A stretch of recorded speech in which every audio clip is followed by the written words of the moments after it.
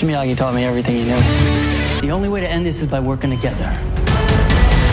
So, what do you say? Both your characters are fathers to teenagers, and we know that parenting is no easy task. So maybe talk to me a little bit about that navigating that line of developing self-defense where you are having discipline and strength versus just turning into an outright bully. Yeah, sometimes it becomes a fine line, especially when, you're as a parent or a sensei, you're supposed to set an example. And in this show, LaRusso, speaking from his perspective, often carries the legacy of Miyagi forward. But when his kryptonite, if you will, or his Cobra Kai and Johnny Lawrence send him off his axis, and now he is reacting or acting in a way that is sort of like defending against the bully, but then in turn sometimes he comes up looking that way to his daughter or his student, and it's a big responsibility. I think that both Johnny and Daniel always have, or often have, good intentions.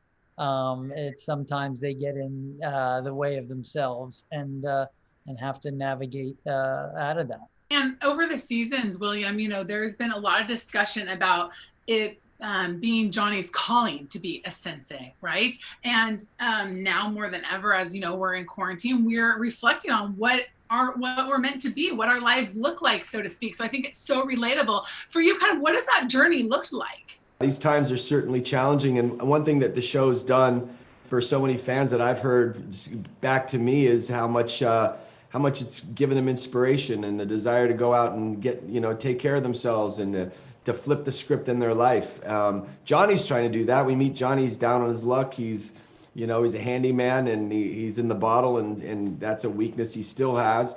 But he's trying to fall forward and trying to make things right and shed the skin of his past. And unfortunately for Johnny, the only thing that he knows, his whole toolbox, is Cobra Kai and that whole way of thinking. So he's teaching that to his kids, but as it's coming out of his mouth, he's also got these checks going on saying, well, maybe mercy's good, and we can change. And so he's trying to build these kids up, and he sees himself in these kids. He was them. He was the kid without the friends, and he was the weakling, and he was this and that. And at least martial arts can give you, when it's taught right, and have a discipline and have a mentor, you can be put on a good solid track, and you can have confidence, discipline, and focus, and all those things that we all need.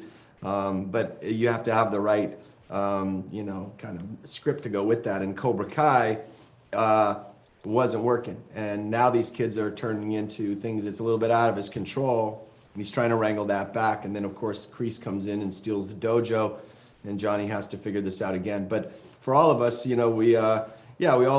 all want someone to show us the way, and it's kind of fun to let one of those people be somebody who's imperfect and unashamedly so, and just completely solidly himself, and not a part of even today, technology, internet, Facebook, all that. Just a relic, just an artifact from the 80s. There's something to look at and say, hey, that was a kind of a cool thing. Maybe we learned something there.